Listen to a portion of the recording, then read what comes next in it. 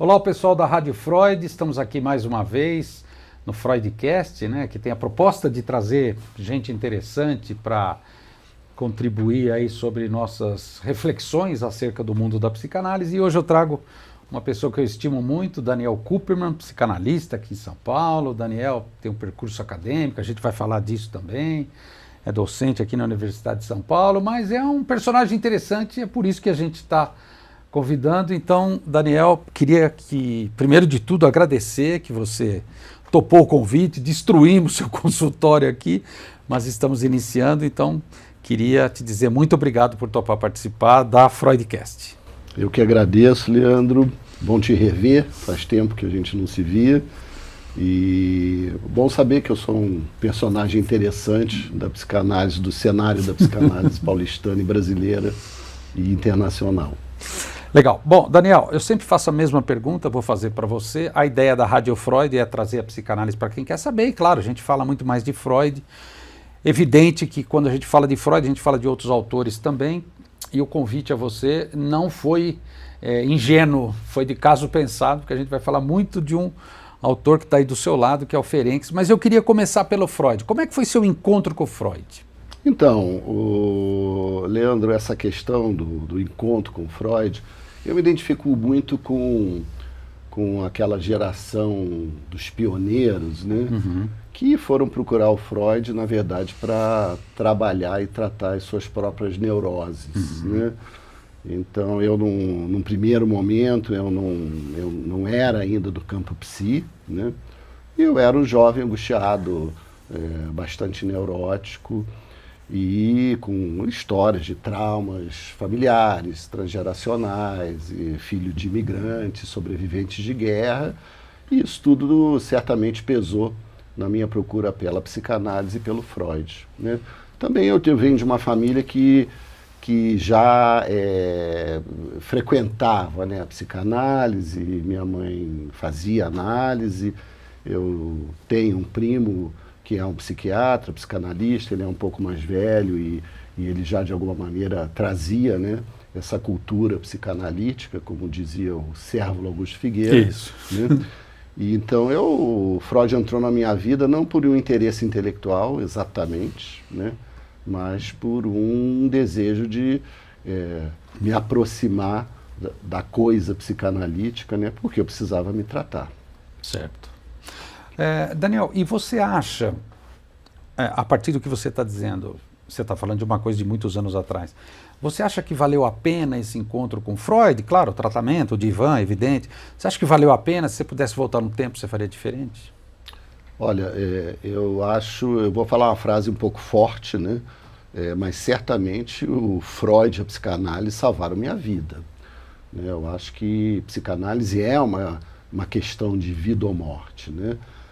Nem que seja morte simbólica. Então, assim, não tenho a menor dúvida, né? Eu entrei de cabeça, desde o início, eu comecei com minha análise, com um aprofundamento de estudos, né? Todos os meus trabalhos, pesquisas acadêmicas têm a ver com questões que são muito importantes, questões existenciais muito importantes para mim. Então eu diria que a psicanálise vale a pena quando ela faz a vida valer a pena. E no meu caso, eu acho que a vida, eu senti, né, me senti muito mais vivo depois desse encontro com Freud e a psicanálise. Certa vez eu li de um filósofo, eu já nem me recordo mais, mas foi tão bonito, preciso achar quem é o autor, porque eu gosto de citar o autor, que é uma vida que vale a pena ser vivida, né? A gente precisa inventar uma vida que vale a pena ser vivida. Você acabou de dar o testemunho. Eu acho que o autor que mais fala disso, dessa maneira, né, é o Winnicott. O Winnicott, né? Ele diz, olha, ou a gente consegue construir uma vida criativa, né, uma vida que nós sentimos que vale a pena ser vivida, ou é um desperdício, né, porque a gente só tem uma, gente. Sim. Eu sempre brinco, entre o berço e a cova tem um intervalo chamado vida. Cuida bem disso. Daniel, agora... Então, já que você está trazendo as citações, e o Freud tem uma ideia muito bonita, né, que é, quando ele fala da pulsão de morte, né, ele diz assim, a vida é uma forma de morrer à sua própria maneira. Olha que bonito. Né, e eu acho que a gente tem que fazer isso, né, porque senão... Então, Daniel, já que a gente está falando de vida e de morte, estamos falando aí de um contínuo, vamos voltar um pouquinho na sua história. Você é formado em psicologia. Então, eu sou formado em psicologia, mas a minha primeira entrada, né, na universidade foi no campo das exatas. Das exatas? Né? Ah, que interessante. Conta um pouco isso aí, Daniel. Era isso, você imagina, né, um primogênito, né, filho homem, classe média, família judia. Então você tinha lá 3 opções. Médico, né? advogado ou engenheiro. Médico, advogado ou engenheiro. Né? Então, meu pai era engenheiro, né? Como eu não tinha, nesse momento, né, um entusiasmo, eu fui pelo caminho mais fácil e logo vi que não era por aí. Aí você mudou para psicologia. Aí eu mudei para psicologia, mas psicologia, você sabe muito bem disso, é um saco de gatos, quer dizer, Sim. não quer dizer muita coisa. Eu fiz a psicologia já com o interesse na psicanálise, em psicanálise. E você teve bons encontros com psicanalistas durante a graduação, psicanalistas que exercem a docência? Como é que foi a sua entrada na psicanálise? Então, eu tive um primeiro encontro que foi muito, assim, muito significativo para mim e que hoje ganha um sentido ainda maior, porque naquela época era muito comum na faculdade de psicologia nós procurarmos, quem queria psicanálise, grupos de estudo por fora. Sim. E então me indicaram uma psicanalista que era a Neuza Santos Souza. Sei. Então a minha primeira professora de Freud, com quem eu lia efetivamente Freud, era a Neuza Santos Souza, né? Que se tornou hoje, né, uma autora, sim, foi de alguma maneira renascida, sem dúvida, né, em função das suas do seu livro sobre tornar-se negro, sim, né? E também sobre os estudos sobre a psicose, né? Neuza era uma psiquiatra, era uma mulher negra, né, na psicanálise, que não era tão comum, né, não era nada comum. Sim. E foi minha primeira professora de Freud. Aliás, até hoje ainda não é tão comum. Até hoje, né, imagina isso, eu estou falando dos anos 80, né, sim, meados dos anos 80. E depois eu tive um contato muito significativo para mim, que aí realmente determinou todo um caminho de formação psicanalítica, que foi com Chaim Katz, né? Então eu também fui fazer um grupo de estudos com Chaim e depois eu começo o meu mestrado, né, na PUC. Eu estudei na UERJ, Universidade do Estado do Rio de Janeiro. Depois eu fui fazer, né, imediatamente o mestrado na PUC Rio. E eu queria estudar, vejam, a instituição psicanalítica, o que é uma formação, como é que se deu esse processo, né? A gente chama de institucionalização, como é que a psicanálise ela se estabelece num determinado contexto, né, sociocultural. Sim. Porque eu queria, antes de escolher uma formação, e naquela época já havia muitas, sim, possibilidades, né, eu queria entender o que é isso, né, antes de aderir a um pensamento, né. E aí procurei o Chaim porque justamente ele era alguém que não era institucionalizado, né? Era um personagem bastante importante, né, da psicanálise brasileira e que tinha essa crítica, né, às instituições e ao funcionamento das instituições psicanalíticas e tinha uma leitura da psicanálise que não era uma leitura ortodoxa. Ele foi um dos introdutores do pensamento do Ferenczi no Brasil, né? E aí eu o procuro. E justamente no momento em que ele resolve fundar, né, criar uma instituição que se chama Formação Freudiana. Que existe até hoje. Que existe até hoje, e da qual eu fui membro fundador, uhum, né, bastante jovem. E aí eu falei, poxa, aí eu te procurei exatamente para poder ficar à margem, né, da vida institucional, da psicanálise, você vai e me inventa essa. Mas aí não teve jeito, né? Eu ajudei ele a criar, né, a formação freudiana. Depois, quando eu vim para São Paulo, eu me afastei, mas é um lugar onde eu tenho assim, grandes amigos, né, parceiros. Foi um momento muito importante da minha formação. Ô Daniel, você falou do seu mestrado, da institucionalização da psicanálise, você fala muito de um certo período também do Brasil, tivemos a ditadura, etc. E aí... por que você muda para o doutorado, para quem está nos assistindo, né? O Daniel fez uma tese de doutorado que se transformou num livro, aliás, um livro muito bom, indico sem medo, que é o Ousar Rir, que fala de humor, quer dizer, uma mudança muito significativa. E aí eu queria que você explicasse um pouco. Isso coincidiu com a vinda para São Paulo? Foi antes? Como é que me explica essa parte? Então, o Ousar Rir, o subtítulo é Humor, Criação e Psicanálise, que era, na verdade, um estudo sobre a sublimação. Né? Na verdade, a minha pesquisa sobre a institucionalização da psicanálise, e que me levou a pesquisar a psicanálise na ditadura brasileira, inclusive, ditadura militar, né? Eu trabalho ali, e é um trabalho que até hoje é uma referência, né? Todo o episódio do Amilcar Lobo, né? Que foi aquele médico em formação psicanalítica, que participou de equipe de tortura durante a ditadura, né? Como médico, para avaliar se o torturado poderia continuar a ser torturado ou não, ou se ele iria morrer, né? Então é uma participação que é totalmente contrária à ética de toda e qualquer medicina e mais ainda, eu diria, de toda e qualquer psicanálise, né? E como é que ele conseguiu, então, fazer, né, ao mesmo tempo uma análise e participar de uma equipe de tortura. Isso só aconteceu, até onde eu sei, no Brasil. Né?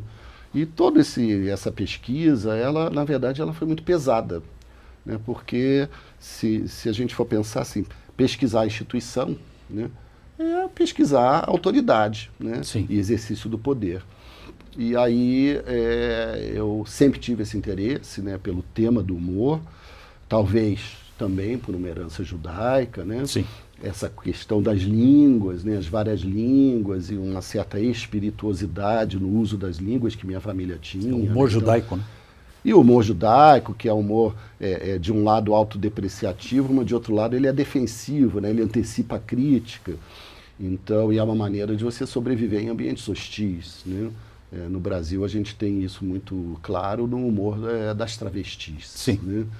Que usam outra língua, inclusive o pajubá, né? Para sobreviver num ambiente extremamente hostil. E aí eu pensei assim, né, bom, eu preciso de um tema mais leve, né? E mal sabia que esse tema mais leve ia me levar também a uma pesquisa sobre a relação com a autoridade, né? Mas de uma maneira bastante diferente. E nesse momento, o Joel Birman havia retornado do pós-doutorado dele na França, né? Onde ele foi aprofundar o tema da sublimação. Né?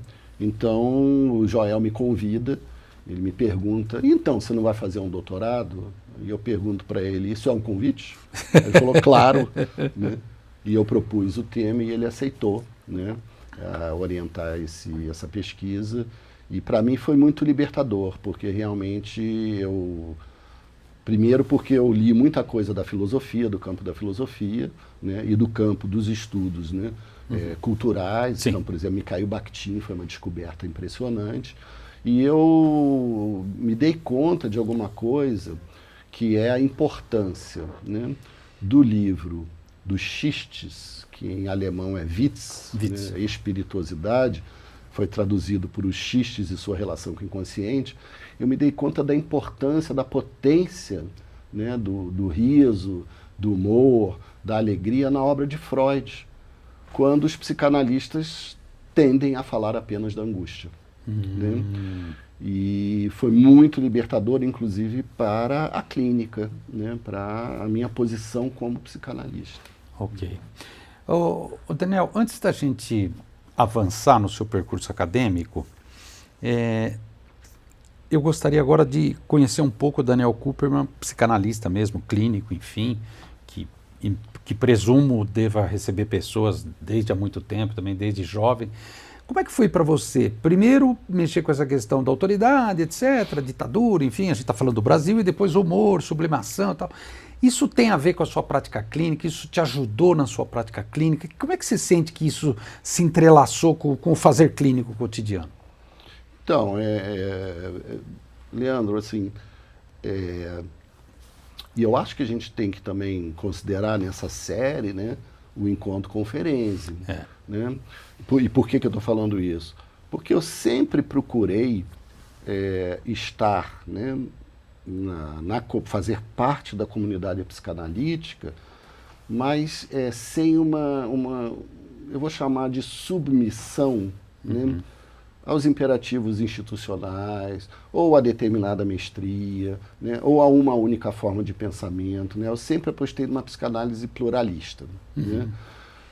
Até discuto isso do Transferências Cruzadas, né? A diferença entre pluralismo e ecletismo. Né? Então, assim, não se trata de perder, né, o rigor da psicanálise, mas de conceber que a psicanálise não tem uma língua só. Né?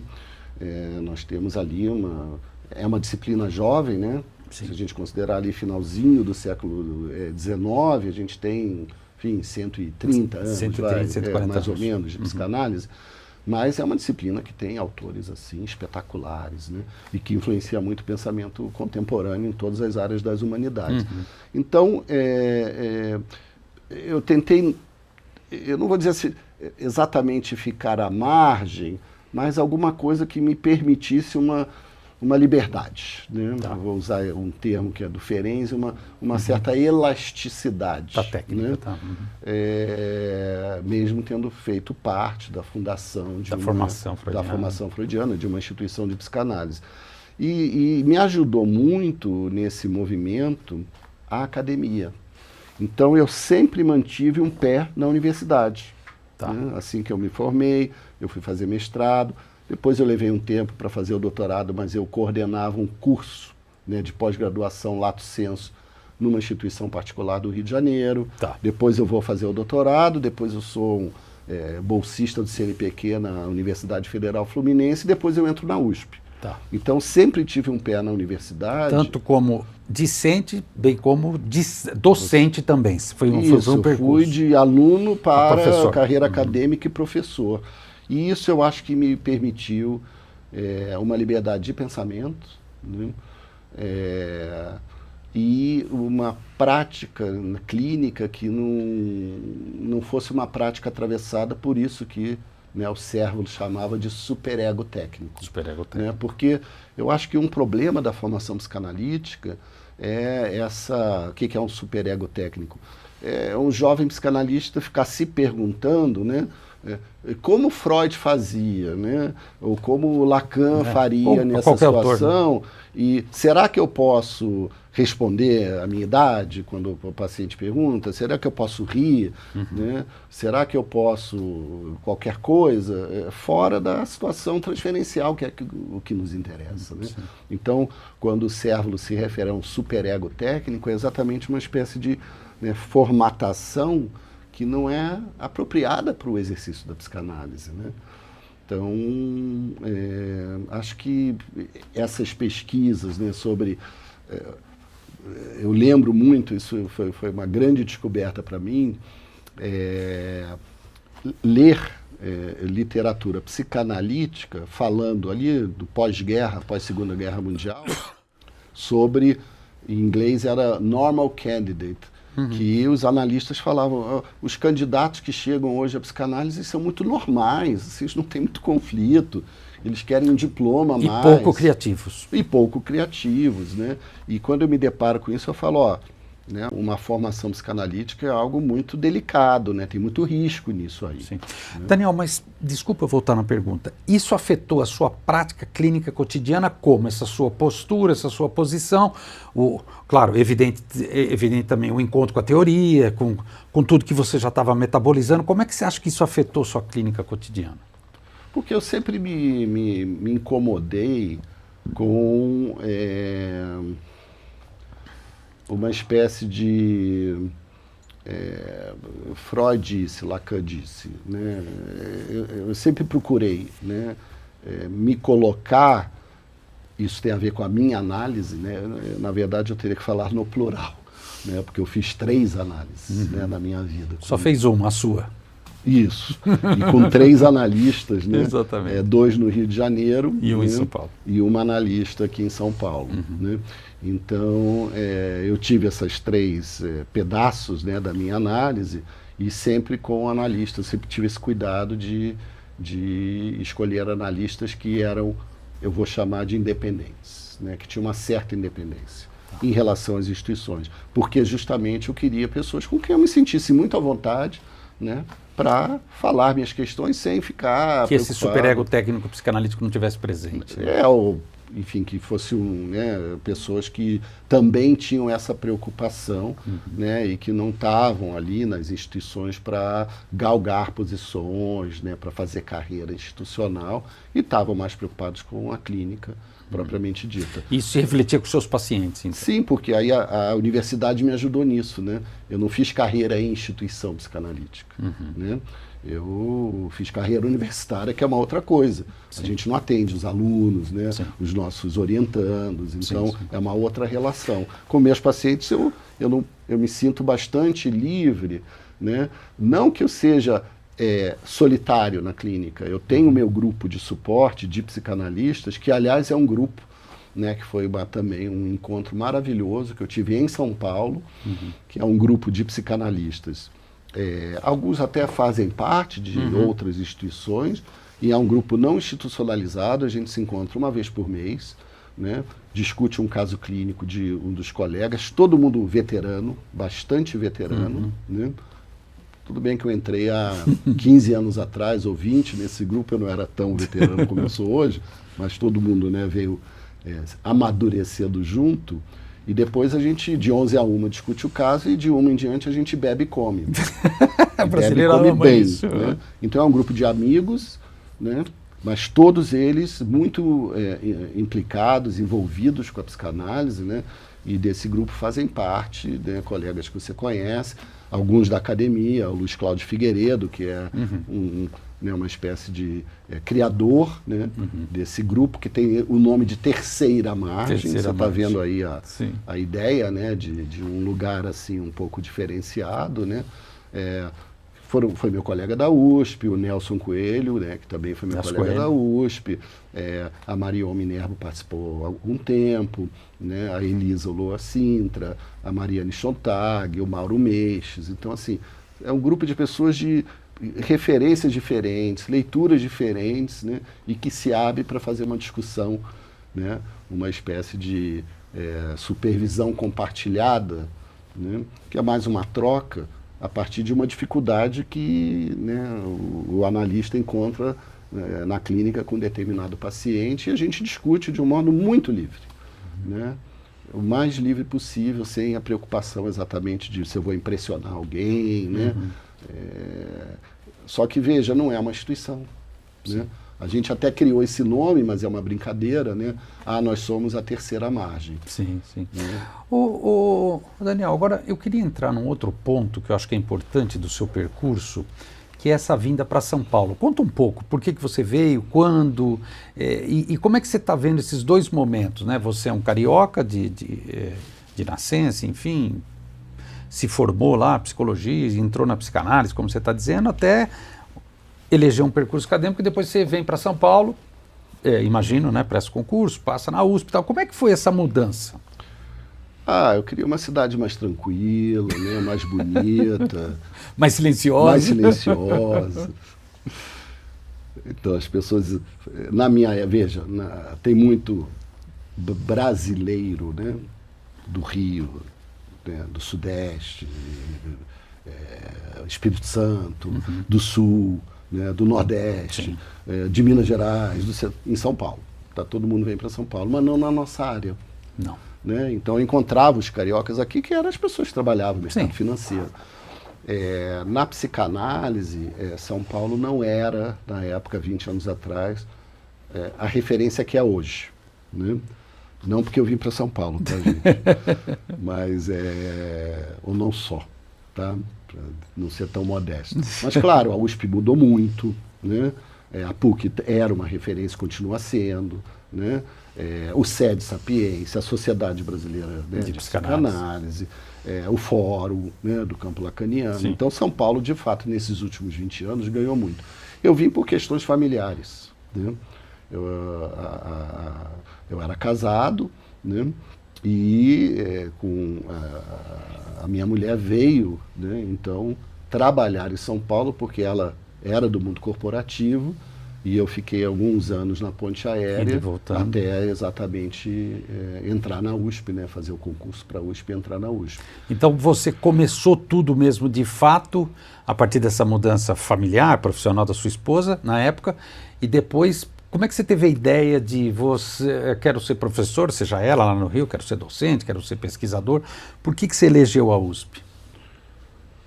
Eu diria que a USP me escolheu, né? Mas, de fato, Leandro, assim, eu já queria uma carreira acadêmica, tanto que eu fazia carreira acadêmica. Tá. Né? Após o doutorado, eu fui o que... Havia uma bolsa, né, do CNPq, que se chamava... como é que se chamava a bolsa? Recém-doutor. Recém-doutor, isso eu lembro. Que era uma bolsa de 3 anos... que era uma maneira de você ter mão de obra barata nas universidades públicas antes do governo Lula, ali, o primeiro governo Lula começar a recontratar professores para as universidades federais. E então eu atuei como docente na UF, né, Universidade Federal Fluminense, em Niterói. Né? Ou seja, eu estava me preparando para uma carreira acadêmica. A USP, eu acho que ela entra na história porque, de fato, o meu perfil era mais... eu não teria pensado em fazer um concurso para a USP se não fosse essa situação familiar. Ok. Não teria pensado, eu estava no Rio e iria continuar no Rio, enfim. Mas, de fato, o meu perfil acadêmico tinha mais a ver com São Paulo do que com o Rio de Janeiro, na época, que estava muito concentrado, né? A universidade estava muito referida a Lacan. A Lacan. Isso. E o Lacan, para mim, não era, né, o autor de referência, era um autor de referência. Eu cheguei a fazer parte, inclusive, a estudar com bastante tempo, e fiz supervisão com Isidoro Eduardo, americano do Brasil, que coordenava uma instituição chamada Movimento Freudiano. Movimento Freudiano. No Rio de Janeiro. Sim. Que era um grande conhecedor do Lacan, né, e era uma instituição lacaniana. Então, mas eu não me identifiquei, né, com o modo de transmissão do lacanismo no Rio de Janeiro naquele momento. Né, não me identifiquei.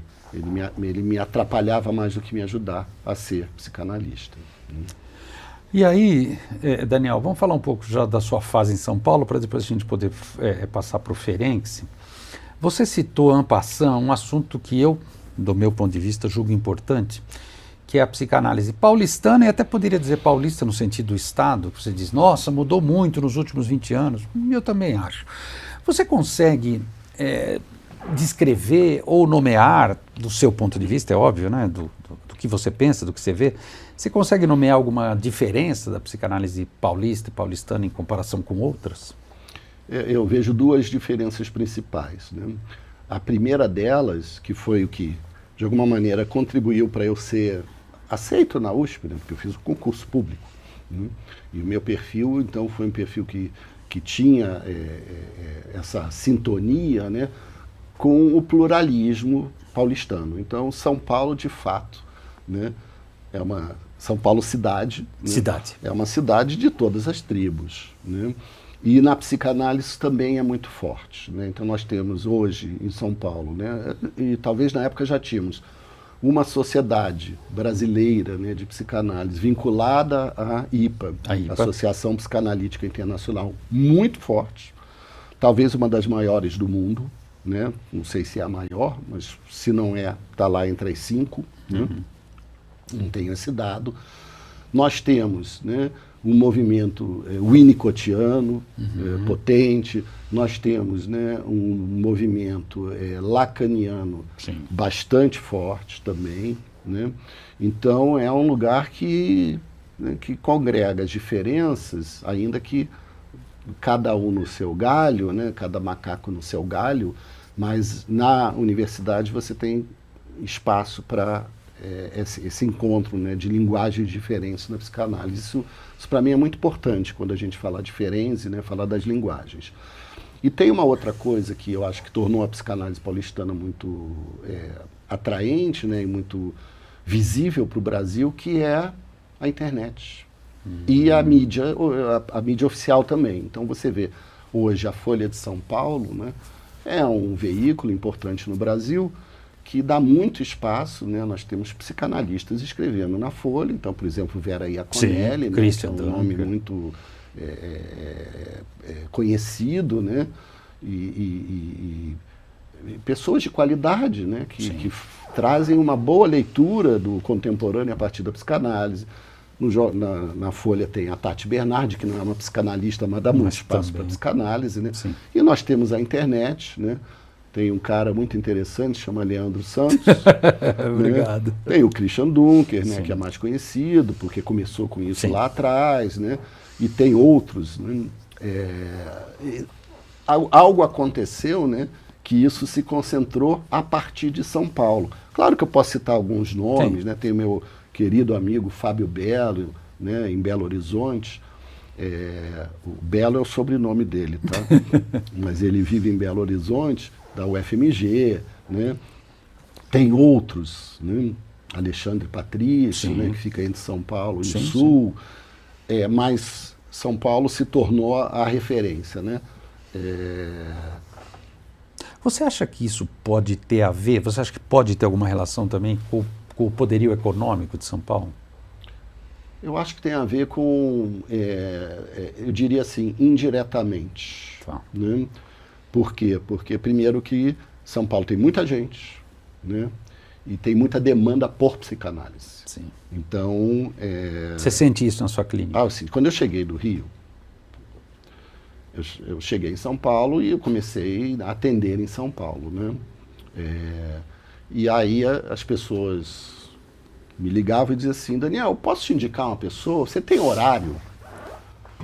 E eu achava aquilo estranho. Como assim você tem horário? Eu nunca tinha escutado no Rio de Janeiro essa pergunta. Aqui em São Paulo você tem que ligar para a pessoa para ver saber se ela tem horário, aí você volta para o cara e fala... Para receber novos analisandos. E depois da internet, depois da pandemia, isso piorou muito mais. A pandemia piorou, mas estou falando de 20 anos atrás.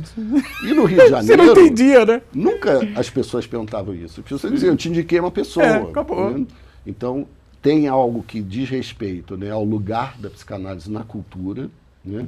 Acho que o Rio de Janeiro é bastante forte também. Sim, né? sem dúvida.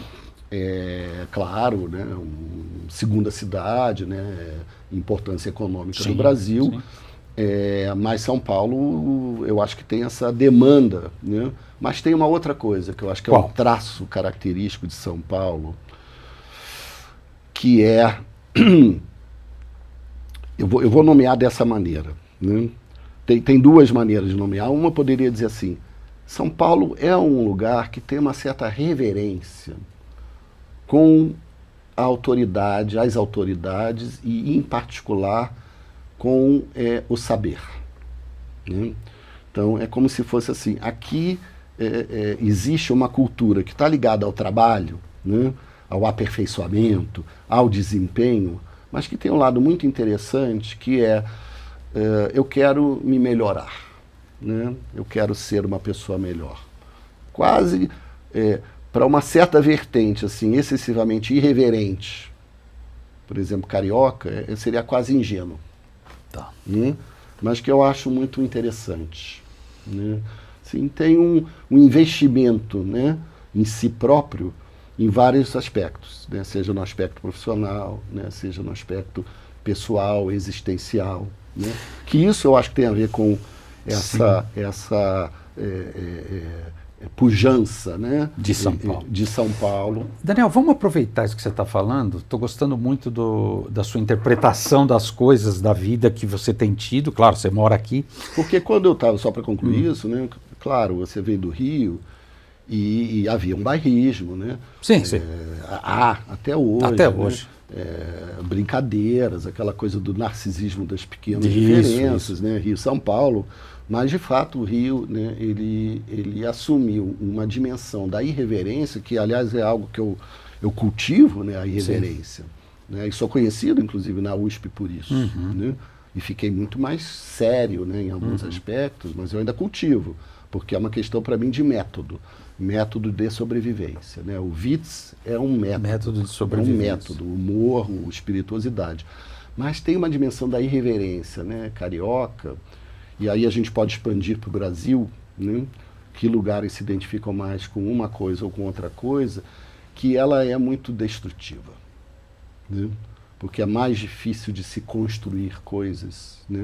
É uma irreverência excessivamente destrutiva. Toda irreverência é um pouco destrutiva. Tem algo de pulsão de morte aí, né? Mas tem algo de pulsão de morte, e aí você vê o que aconteceu e está acontecendo de fato, né? Todos os governadores do Rio de Janeiro foram presos. Com exceção do atual, que está aí. Foram presos. Foram presos, né? Quer dizer, o que está acontecendo? Não é só o Rio, claro. O Rio, ele é uma espécie de... ele catalisa, né, uma certa dimensão do país.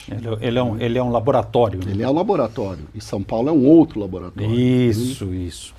Excelente. Então, vamos para São Paulo agora. São Paulo é um outro laboratório. Aí eu quero te perguntar uma coisa, Daniel, que é mais por curiosidade pessoal, mas como eu tenho direito aqui, né, eu estou fazendo isso aqui, então me autoriza a te perguntar. Você vem do Rio, passa num concurso público e entra na USP. Uhum. Eu percebo que quem não é de São Paulo não entende o que é a USP. Não entende o que é a USP. Não entende. Explique por quê. A USP foi fundada pela burguesia paulistana e foi influenciada pelos franceses, missão francesa, aquela coisa. Uma vez o Foucault veio na USP e falou, isso aqui é um território além-mar da França. Então, Daniel, a USP em particular, olha que interessante, ela é estadual, né, junto da Unicamp e da Unesp, mas a USP em particular tem uma qualidade, um investimento de tempo, de dinheiro, de libido dos governos estaduais e do povo paulista e paulistano, que é impressionante, né? E você não tem a USP no Rio, a USP em Belo Horizonte, a USP não existe. Não existe. E eu queria saber de você como é que é esse carioca irreverente que não se formou na USP, passar no concurso e começar lá, isso aqui é sua sala, tua mesa, vamos te colocar lá no site. Como é que você... Porque você obviamente começou a perceber isso nas relações, enfim, né? Esse complexo de superioridade que a USP e o USPiano têm. Como é que você lidou com isso?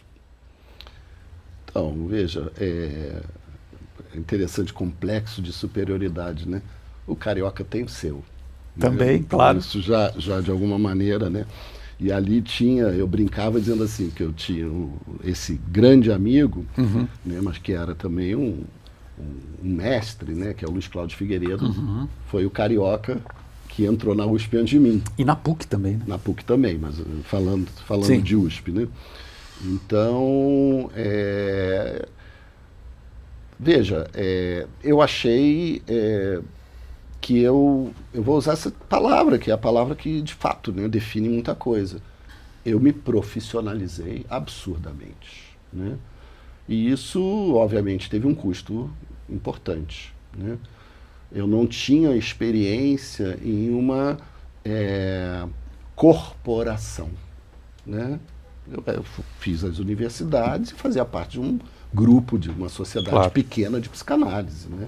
Então, assim, eu me senti dentro de uma corporação. É como se o professor da USP ele é uma espécie quase de um executivo. Exatamente.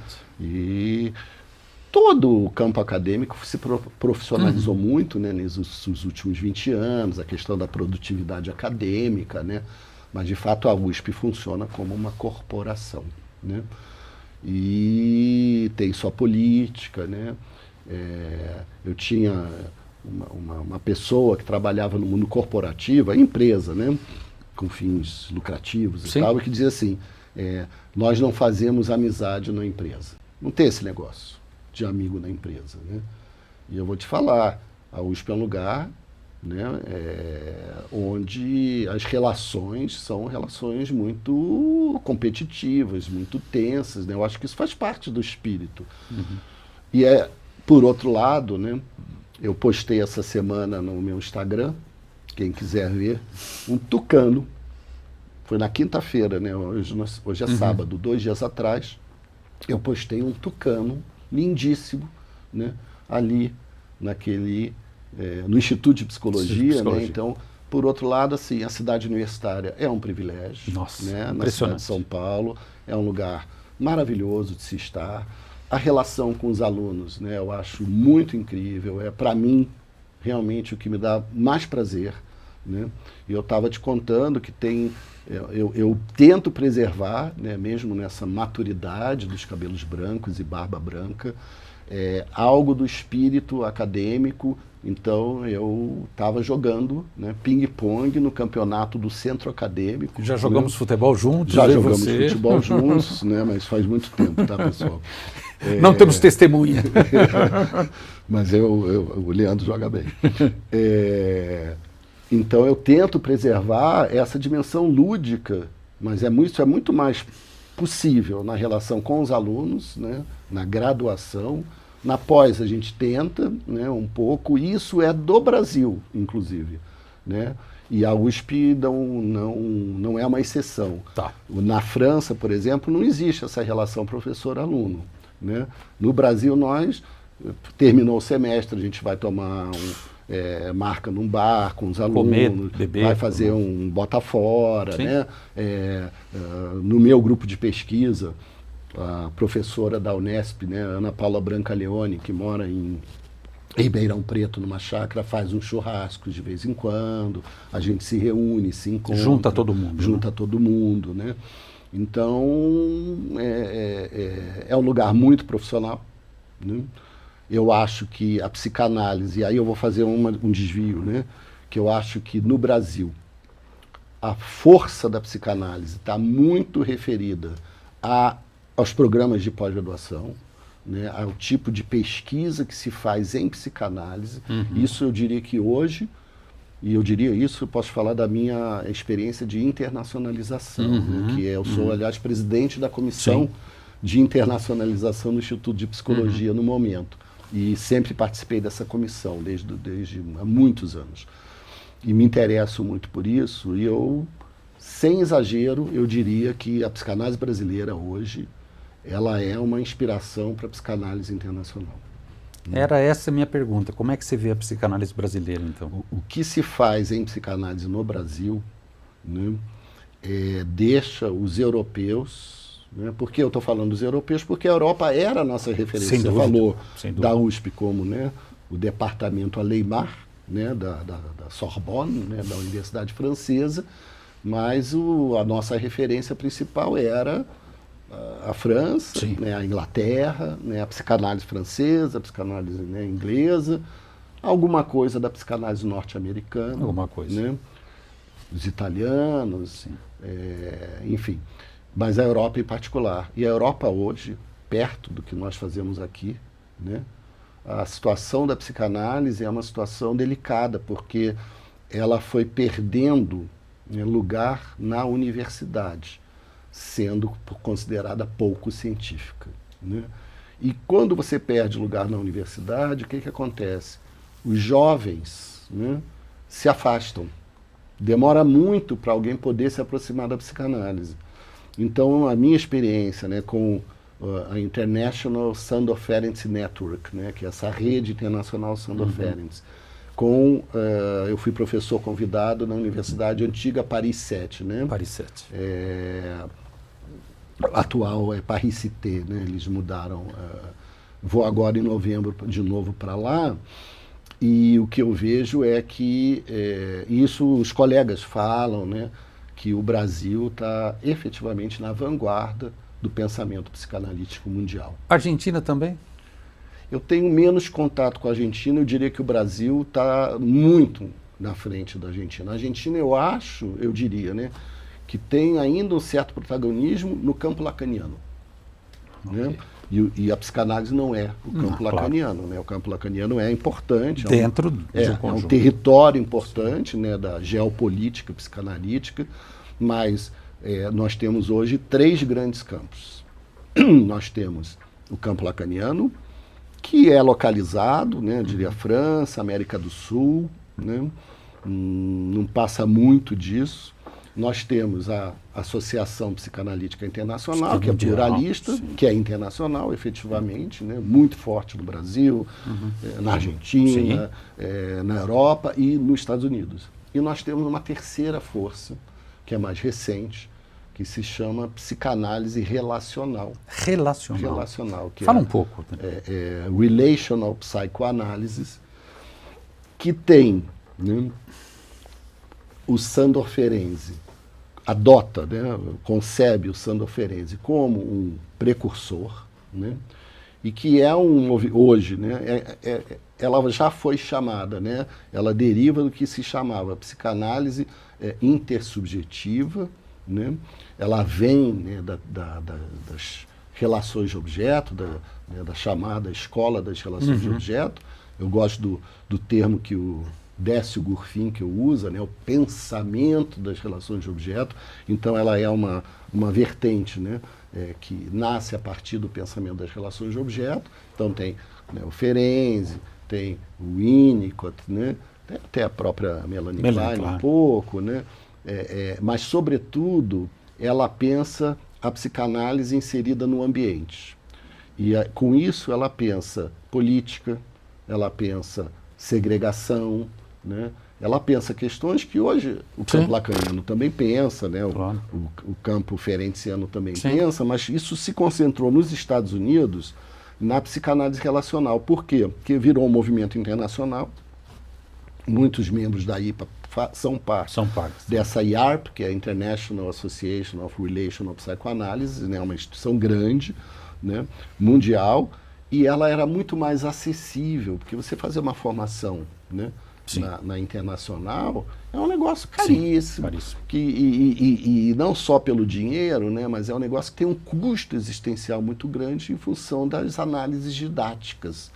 Então a psicanálise relacional ela congregou os gays, né, todo o universo LGBTQIA+, ela congregou os pretos, as minorias, né, mesmo que não sejam numéricas, né, mas o que nós chamamos de minorias. E no Brasil ela está começando a ter uma visibilidade também, né? Então nós temos algumas forças na psicanálise internacional. E o Brasil, eu não tenho muita dúvida que ele é uma referência, né, tanto no campo lacaniano, quanto no campo no que eu, nessa International Sandor Ferenczi Network, né, nós fizemos o maior encontro, foi em 2024 em São Paulo, né, foi no Mackenzie que nós fizemos, tinham cerca de 1.000 pessoas. Né. Você não vê isso na Europa? Não vê. O próximo vai ser em Madrid ano que vem, né. Eles estão calculando, assim, se chegar a 400 pessoas vai ser muito bom. E nós pretendemos ser a segunda delegação depois da Espanha. Né? Daniel, foi muito bom você ter falado disso. E aí a gente já vai pular para o Ferenczi mesmo. Talvez você pudesse até explicar para eventualmente alguém que não é do campo psicanalítico, que está assistindo e ouvindo essa entrevista. O Ferenczi é um sujeito contemporâneo do Freud, né? Os três viajam lá para os Estados Unidos, Ferenczi, Jung e Freud. E o Ferenczi teve uma relação muito próxima com o Freud. O Freud o cita em vários livros. Fala um pouquinho desse autor, assim, de maneira introdutória. E depois, se você puder já passar, por que você acha que ele está sendo tão recuperado e, mais ainda, tem a ver com o nosso jeitão brasileiro? Essa pergunta é boa, né? Muita gente acha que sim, né? Os húngaros e os brasileiros. O que você pensa? Né? Então, eu acho assim... É até engraçado, né, ter que apresentar aquele que foi o principal interlocutor de Freud. Né? Então eu defino como interlocutor, eu não gosto de falar assim, discípulo, porque discípulo parece que, bom, ele aprendeu do Freud. Né? Interlocutor eu defino como alguém que provoca o pensamento do outro adiante. Então Freud e Ferenczi, né, a partir... Eles se conhecem em 1908 com Jung, né? Jung, Ferenczi e Freud... Jung e Ferenczi conhecem Freud no mesmo ano, 1908. No ano seguinte, eles fazem a viagem para Clark University, nos Estados Unidos. Né? Aliás, eu estive lá, 2 anos atrás, né, num evento de brasileiros. Que legal. Né, sobre psicanálise. Né? Tem um museu, onde tem a palestra do Freud. Que legal. Né? Muito legal. Então, o Ferenczi foi porque o Freud o convidou. O Jung havia sido convidado, porque o Jung era mais famoso na época, porque ele era um psiquiatra suíço importante já, né? Ainda jovem, mas bourgeoisie, né? Aquele... O Jung disse para o Freud, acho que num telegrama, doutor, eles estão ansiosos por você, eles querem saber o que é psicanálise, estão gostando muito. O Freud falou, o que você omitiu? O Freud e o Jung tinham concepções diferentes de como a psicanálise deveria se apresentar, né, publicamente. Sim, né? O Jung para ela ser mais aceita e o Freud um pouco mais radical, né, o mais radical. né? A ideia da peste, né? Aquele mito da peste, Sim, né? Vamos sim. levar a peste à América, né? Bom, o Ferenczi, então, a partir de... Porque a história do Jung dura 4 anos com o Freud. Em 1912 eles rompem. É verdade, Né? verdade. E o Ferenczi, então, já era muito próximo, mas ele se torna o grande, né? Aquele cara que o Freud falava, vamos pesquisar isso aqui, vamos escrever sobre isso, né? Então é muito curioso, né, nós termos, durante, né, décadas, estudado Freud, E não ter estudado. sem conhecer Ferenczi, sem ter nenhum acesso ao Ferenczi. As obras do Ferenczi foram publicadas em português nos anos 90. Mas você não acha que tem um aspecto político, hein? Exato. De silenciar o Ferenczi. Tem esse silenciamento que os alemães chamam de morte pelo silêncio, né? Que é Todesschweigen, né? Existe um processo ativo, né, que foi coordenado pelo Ernest Jones. Ferenczi morreu em 1933, quer dizer, a relação deles durou de 1908 a 1933. O Freud, ele era mais jovem, o Ferenczi, né, mas morreu jovem, né? E o Freud morreu em 39. Então, praticamente, né, de 1908 em diante, o Ferenczi era o interlocutor. E o Freud citava muito ele. Sim. Né? E o que a psicanálise produziu, eu chamo de uma alucinação negativa. Alucinação negativa. As pessoas, eu tive essa experiência em sala de aula. Eu sugeri um texto de Freud para alunos, que era o Caminhos da Terapia Psicanalítica, Conferência do Freud em Budapeste, em 1918, ali no final da guerra, da Primeira Guerra Mundial. E esse texto, imagina, Freud em Budapeste, que o Ferenczi era húngaro, então Ferenczi era o presidente do Congresso, era o anfitrião. E Freud faz essa conferência para abrir o caminho para o que o Ferenczi vinha desenvolvendo como técnica ativa. Então, o texto do Freud chama Caminhos da Terapia Psicanalítica, quer dizer, e ele dizia, os caminhos serão aqueles indicados por Ferenczi, com a sua técnica ativa, etc, etc. Aí, quando eu falo, pessoal, leiam esse texto aqui para a gente discutir na próxima vez. Aí uma aluna fala, não, nós já lemos esse texto para uma disciplina sobre clínicas públicas de psicanálise, porque é uma disciplina... Nesse texto Freud fala, né? Isso, ele fala disso. Aí eu falei, então vocês viram, né, a importância do Ferenczi. Não vimos, não foi comentado em aula, não me lembro. Como assim não se lembra? Abre aí na página tal. Aí ela abre, não vi. Como é que você chama isso?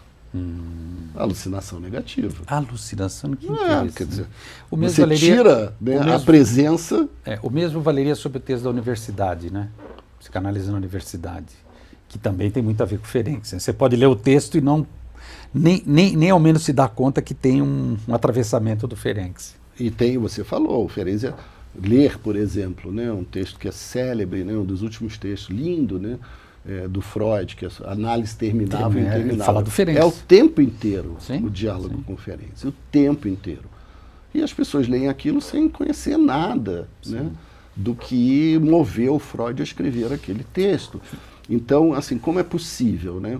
E aí você falou, é um movimento político, né? Um movimento mais do que político, porque ali não era uma questão de política partidária, tinha a ver com o pensamento do Ferenczi. Então, o que é que nos importa desse pensamento, né? Primeiro, a não ortodoxia em relação à clínica técnica psicanalítica. Nesse sentido tem a ver com o nosso jeitão brasileiro? Nesse sentido tem a ver com a busca de uma liberdade, o Ferenczi chamava isso de elasticidade da técnica, né, no psicanalizar, porque ele dizia assim, os psicanalistas, e isso já nos anos 20, 30, eles se defendem do encontro clínico, né, pela adoção de uma técnica rígida. É aquilo que Hollywood, né, caricaturou como aquele psicanalista que está totalmente ali. Só tem terno cinza. Isso, ou então não está nem prestando atenção no paciente. E aí entra uma dimensão que é brasileira, ou que nos toca, que é a afetividade. Né? Então, assim, de fato, né, a Hungria, apesar de ser um lugar europeu, né, parece que tem um encontro com uma certa latinidade, né? Puskás e Pelé. Puskás e Pelé. Já tinha um futebol lá, né, apesar do Ferenc não falar de futebol, que eu acho incrível. Mas, enfim, talvez tenha eu diria assim, a Hungria era um país dominado, era um país colonizado, né? Assim como, né, o Brasil foi um país colonizado. Então, por que colonizado? É porque tem uma língua própria, né?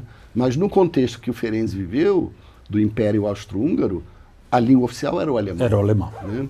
Então, tem algumas semelhanças, né, dos povos colonizados em relação a toda uma teoria que o Ferenc construiu sobre trauma, né, que é esse resgate, que é um outro elemento que você pergunta por que hoje é tão importante. Né? Porque o Ferenc recuperou, né, uma dimensão, eu chamo de ambientalista, da concepção de trauma. Ou seja, trauma é alguma coisa que se exerce, né, também e, sobretudo, pelas relações de poder. Sim. Né? Quer dizer, trauma não é apenas de colonizador colonizado. De colonizador colonizado. Isso é um ponto em comum entre os dois. E então nós temos assim a crítica à institucionalização da psicanálise, não é à toa que eu chego no Ferenc, né? Parto também um pouco, né, da análise institucional, esqueci de falar isso, né? Na UERJ havia o pensamento, né, da análise institucional francesa, né, era um pensamento forte, né? Então, Eliana Reis, né, que foi uma pessoa assim muito, uma professora incrível, né? E a própria Ana Jacob Vilela, né, que trazia isso, com quem eu tive uma proximidade maior.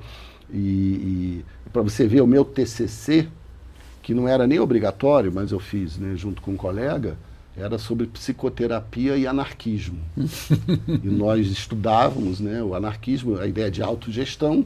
Autogestão. Né, e entrevistávamos psicanalistas, terapeutas reichianos, junguianos, para saber o que eles pensam, né, da clínica. Né. Então, acho que o encontro com o Ferenc ele tem a ver com todo esse percurso, quer dizer, a questão da afetividade, que se liga ao humor, né? A questão, você vê fotos lá dos congressos, então, lá dos anos 20. Anos 20. Sim. Então, lá aqueles psicanalistas, Freud sentado, todo mundo lá. Quem está sorrindo? Ferenc. Né? Então, tem a questão da afetividade, mas teorizada como tal, né? Quer dizer, o afeto como um elemento importante. Né? O Ferenc, a minha tese de livre-docência é que o Ferenc dá o sentido do conceito de perlaboração em Freud, né? Texto de 14, né? Recordar, repetir, elaborar, né? Perlaborar. Tem a questão do trauma, que a teoria dele é muito atual, né?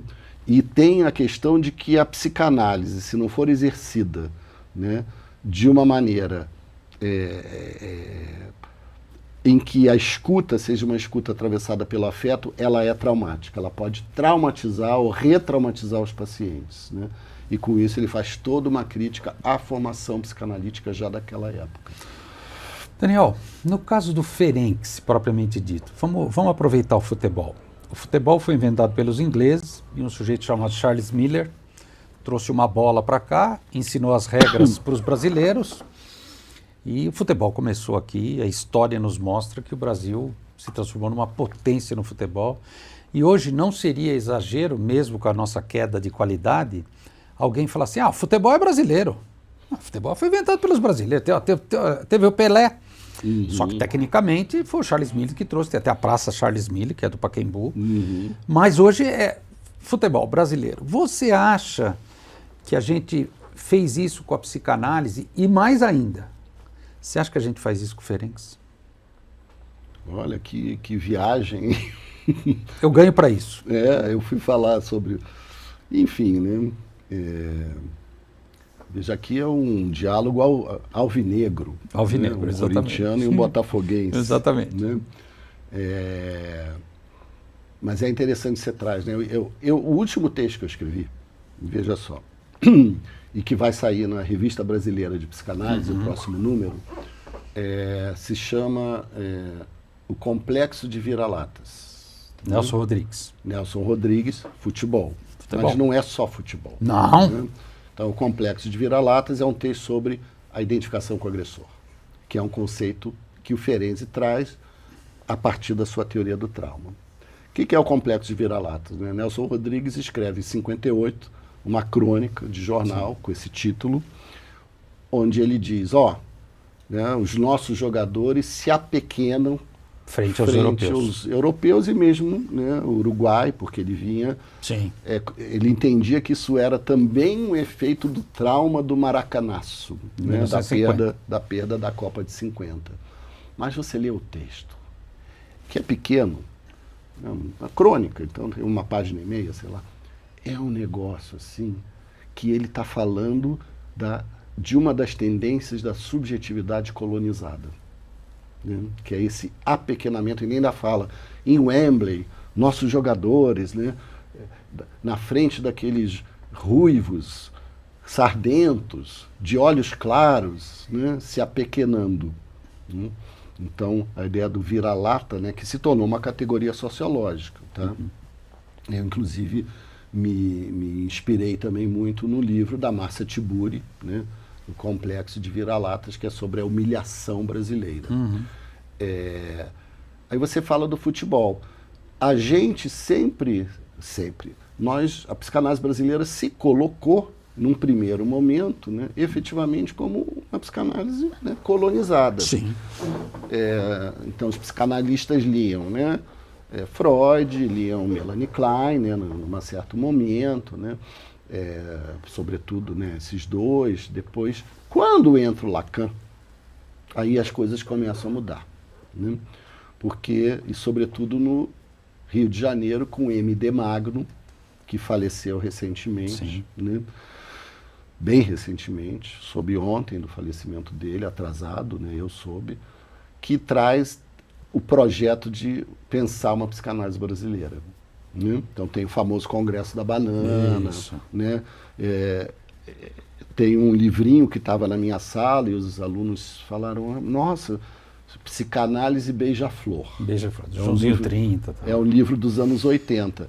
Os analistas do Colégio Freudiano do Rio de Janeiro, convidam o Joãozinho 30, né, grande carnavalesco, para conversar com eles. Né? Os alunos não sabem quem foi Joãozinho 30. É impressionante. Né? Então, essa história, né, de uma psicanálise brasileira, ela já vem sendo pensada, né, pelo menos desde os anos 80. Se não antes, claro, a gente tem grandes psicanalistas anteriores ao Magno, né, mas a relação de subordinação, ela era um reflexo também das instituições. Quando a psicanálise entra com força nas universidades, e isso tem a ver com os anos 80, o primeiro programa, né, foi o programa de pós-graduação em teoria psicanalítica da UFRJ, onde eu fiz meu doutorado, que foi criado pelo professor Luiz Alfredo Garcia Rosa, né, que é um personagem importantíssimo, né, livros belíssimos, uma figura que elevou a psicanálise junto aos órgãos de avaliação e financiamento de pesquisa no Brasil. Né? Então, aí você começa, eu acho, a ter uma abertura, né, para pensar essas questões, que são questões do Brasil. Hoje, então, com mais força ainda, isso tem a ver com as cotas, né, para pretos, pardos, indígenas e alunos, né, oriundos de escolas públicas. As cotas nas universidades públicas brasileiras, elas também contribuíram, né, para todos os saberes, mas para a psicanálise, as humanidades em particular, começarem a valorizar, né, o pensamento, alguma coisa que diga respeito aos problemas, né, que nós enfrentamos e também a potência criativa da nossa cultura. E com isso, Leandro, eu diria que, eu não sei, não quero dizer que a gente tem o Pelé, né? Vocês precisariam, né? O futebol hoje é mais conjunto, né? A gente trabalha com a concepção de redes, né? Menos aquele personagem que decide, né, apesar do Luiz Henrique, ano passado, né, ganhar o título para o Botafogo, né, da Libertadores. Mas é mais o trabalho com rede. Então, é interessante a tua analogia, né, de como que, assim como o futebol, a psicanálise brasileira está se impondo, né, no cenário internacional como, né, um grande, não vou dizer competidor, porque não é disso que se trata, né? Mas uma grande com referência. Protagonismo, Né? Sim, com o protagonismo que o nosso futebol tem. Gostei. Gostei da ousadia. Daniel, só quero dizer uma última coisa, te passar a palavra, queria te agradecer muito, foi ótimo. E queria, enfim, te perguntar aí, né, nas suas palavras finais, o que você diria para quem está começando em psicanálise? Tem muita gente jovem nos assistindo, muitos iniciantes, muita gente também que gosta de psicanálise, não necessariamente psicanalista. Eu queria te passar a palavra. O que você diria para a gente encerrar e para os jovens? Então, eu vou dizer duas coisas. Primeiro, assim, isso foi um bate-bola muito agradável, né? Eu achei muito agradável. E a psicanálise tem como regra fundamental a associação livre. Então, ainda que a gente tivesse, né, um fio condutor, né, acho que Leandro aqui se permitiu, né, promover atravessamentos, né, com isso com que a gente trabalha e que dá sabor, né, ao saber psicanalítico, né. E a outra coisa que eu queria dizer, aí eu vou parafrasear, né, a mim mesmo, no primeiro livro que eu publiquei, que é o Transferências Cruzadas, né, que é sobre a história do movimento psicanalítico, onde eu dizia, e eu não criei essa frase, né, mas eu não saberia a autoria, que é assim, a psicanálise é algo muito importante para ficar restrita aos psicanalistas. Então, bem-vindos. Ficamos por aqui, gente. Obrigado.